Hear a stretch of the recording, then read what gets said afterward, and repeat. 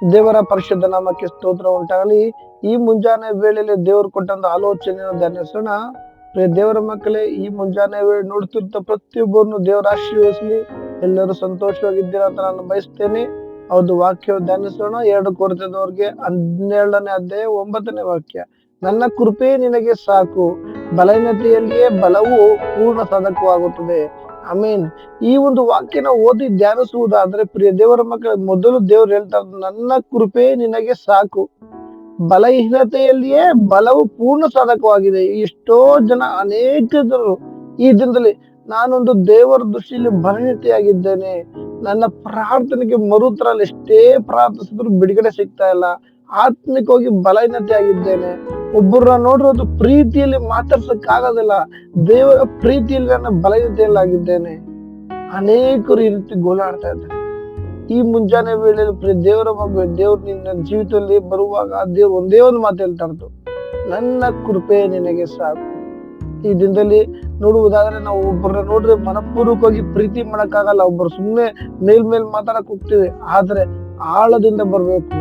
ಆಳದಿಂದ ಬರುವುದೇ ಆದ್ರೆ ದೇವರ ಪ್ರೀತಿ ನಿನ್ನಲ್ಲಿ ತೋರ್ಪಡುತ್ತದೆ. ಅದಕ್ಕಾಗಿ ನಿನ್ನ ಜೀವಿತದಲ್ಲಿ ಯಾವುದೇ ಬಲಹೀನತೆ ಇರ್ಬೋದು, ಅದು ಆತ್ಮಿಕ ಜೀವಿತದಲ್ಲಿರ್ಬೋದು, ಪ್ರಾರ್ಥನೆ ವಿಷಯದಲ್ಲಿ ಇರ್ಬೋದು, ಎಂತ ಕೆಲಸ ಕಾರ್ಯಗಳಿರ್ಬೋದು, ಆರೋಗ್ಯದ ವಿಷಯದಿರ್ಬೋದು, ಅವೆಲ್ಲವನ್ನು ಬದಿಗಿಟ್ಟು ನಿನ್ನ ಜೀವಿತವನ್ನು ದೇವರಿಗೆ ಹಸ್ತಕ್ಕೆ ಒಪ್ಪಿಸಿಕೊಡು. ನಿನ್ನ ದೇವರ ಹಸ್ತಕ್ಕೆ ಮುಂಜಾನೆ ವೇಳೆ ಒಪ್ಪಿಸಿಕೊಡುವುದೇ ಆದ್ರೆ ಬಲಹೀನತೆಯಲ್ಲಿ ಬಲವು ಪೂರ್ಣ ಸಾಧಕವಾಗುವುದು ಯಾವಾಗ? ನನ್ನ ಕೃಪೆಯೇ ನಿನಗೆ ಸಾಕು. ದೇವರ ಕೃಪೆ ಆಲ್ರೆಡಿ ನೀನು ಕೊಟ್ಟಿದ್ದಾನೆ ಪ್ರಿಯ ದೇವರ ಮಗುವೆ. ಶತ್ರುವಾದವನು ನಿನ್ನ ಬಲವನ್ನು ಕದ್ದುಕೊಳ್ತಾ ಇದ್ದಾನೆ. ಅದಕ್ಕಾಗಿ ನಿನ್ನ ಜೀವಿತ ಒಂದು ಈ ದಿನ ಬಲಹೀನತೆ ಆಗಿದೆ. ಯಾಕಂದ್ರೆ ನಿನ್ನ ಜೀವಿತದಲ್ಲಿ ಪ್ರಾರ್ಥನೆ ಅನ್ನೋದಿಲ್ಲ, ಆತ್ಮಿಕ ಜೀವಿತದಲ್ಲಿ ಪ್ರಾಮುಖ್ಯತೆ ಕೊಡ್ತಾ ಇಲ್ಲ, ಒಂದು ಕುಟುಂಬದ ಒಂದು ಪ್ರೀತಿ ಅನ್ನೋದು ನಿನ್ನ ಜೀವಿತದಲ್ಲಿ ಬರ್ತಾ ಇಲ್ಲ, ಒಂದು ದೇವರ ಮಕ್ಕಳದ ಒಂದು ಮನಪೂರ್ವಕವಾಗಿ ಪ್ರೀತಿಯಿಂದ ಮಾತಾಡಕ್ಕೆ ನಮ್ ಕೈಯಿಂದ ಆಗ್ತಿಲ್ಲ. ಅದಕ್ಕಾಗಿ ಯಾವುದೋ ವಿಷಯದಲ್ಲಿ, ಯಾವ ವಿಷಯದಲ್ಲಿ ನಾವು ಬಲಹೀನತೆಯಾಗಿ ಬಿದ್ದೋಗಿದ್ದೀವಿ ನನಗೆ ಗೊತ್ತಿಲ್ಲ. ಈ ಮುಂಜಾನೆ ವೇಳೆ ದೇವರ ಮಗುವೆ, ನಿನ್ನ ಆತ್ಮಿಕ ಜೀವಿತ ನೀನೇ ಪರೀಕ್ಷಿಸಿ ದೇವರ ಹಸ್ತಕ್ಕೆ ನಿನ್ನ ಜೀವಿತವನ್ನು ಸಮರ್ಪಿಸಿಕೊಡು. ದೇವರು ಹೇಳ್ತಾ ಇದ್ದಾರೆ, ನನ್ನ ಕೃಪೆ ನಿನಗೆ ಸಾಕು. ನೀನು ಇದನ್ನ ಬಲಹೀನತೆಯಲ್ಲಿರ್ಬೋದು, ಬಲವು ಪೂರ್ಣ ಸಾಧಕವಾಗುತ್ತದೆ. ದೇವರ ಬಲ ನಿನ್ನಲ್ಲಿ ಹಿಡಿದು ಬರ್ತದೆ.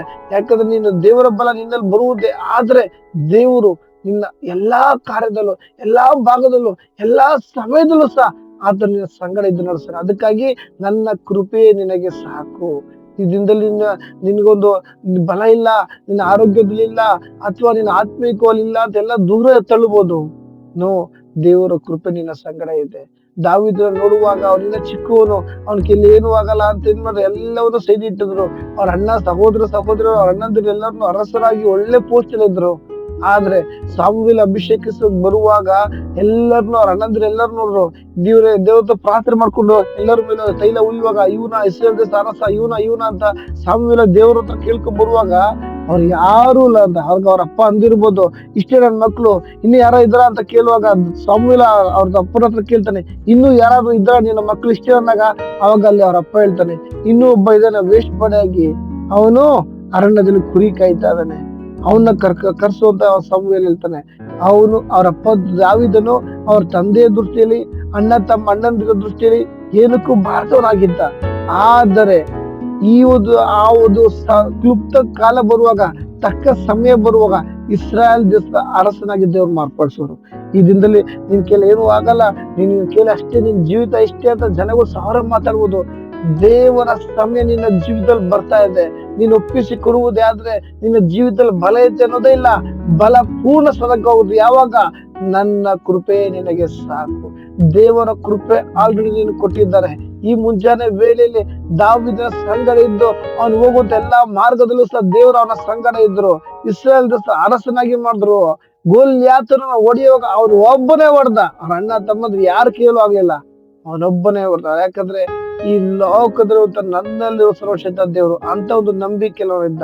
ಅದೇ ಪ್ರಕಾರ ದೇವರ ಮಗುವೆ, ನೀನ್ ನಂಬುದ ದೇವರ ಮಹಿಮೆ ಕಾಣುವೆ. ಈ ದಿನ ಒಂದೇ, ನನ್ನ ಕೃಪೆ ನಿನ್ನ ಸಾಕು. ಎಸ್, ಆಮೇನ್.